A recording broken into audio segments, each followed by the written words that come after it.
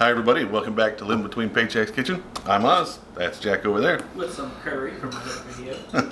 Link down in the description if you want to see our video on our curry stuff, which is very Texas based but very good. Today we're going to start something special. We're going to do a 3-part sausage mini-series. It's going to be like a sausage fest, sausage palooza, whatever. It's 3 meals that are really small, really cheap, that are filling. Stuff we grew up here in Texas with, and that other people have recommended from Texas here, which is really great. They all have to do with sausage. We're going to do sausage and sauerkraut. We're going to do sausage and potatoes, and then mac and cheese with sausage in it, which I guess it's got a fancy name for it. Probably some Italian pasta stuff. I don't know, but it was requested, so we're going to try it out. Let's go ahead and get to it. All right, so this one's super simple. You're going to need a thing of sauerkraut. Just get 1 can if it's just you, or you can get the big bottle.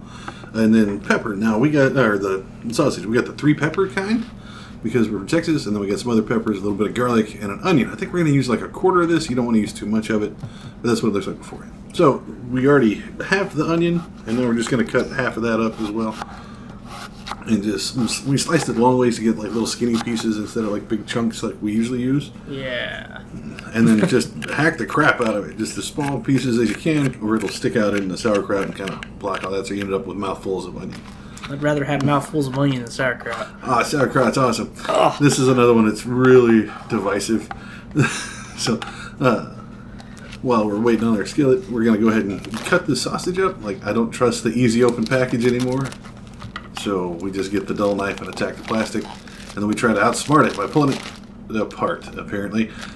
Nope. Okay, so if you only want to use half of it, that's fine, I guess. But I want to get the whole thing off, so you got to pull it off like an used condom, and then just slice it all up there. Now, if you got kids, you can slice it into smaller pieces. I'm just cutting it lengthways. Quarter it? Yeah, you can make it smaller. It's like you worry about kids choking on it stuff, but we go ahead and cut it. And then, now you got that. Then sauerkraut, just go ahead and open it, and then you want to drain it. Now, you got to be smarter than the can opener. You want to throw it away after you drain it.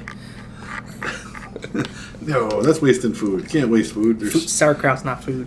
You drink your beer. There's sober kids in India. Oh. So you get it strained. You can see the stuff. Now you start to smell this already a little bit before you put it on the fire. Now you get your skillet.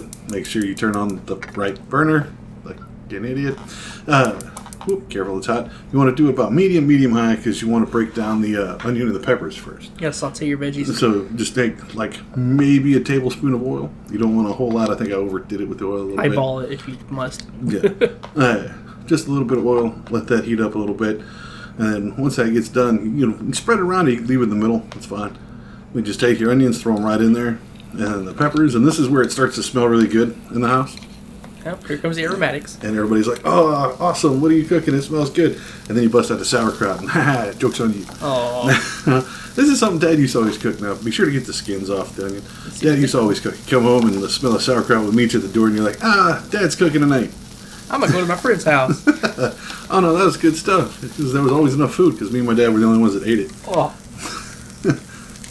Nope. And then we also had some leftover red onions and some sliced jalapenos. I went ahead and threw those in there.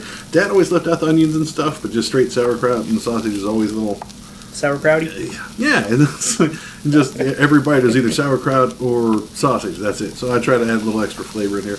Now, you can also sprinkle in some seasoning right now if you like, but sauerkraut's going to overpower almost all of it.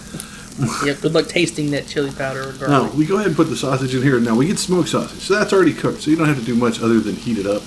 So you want to make sure that your onions and stuff are nice and good before you throw this in. And then let it stir around, let it get hot, because you don't want cold sausage in your sauerkraut, because that makes it gross. Yeah, it's already gross.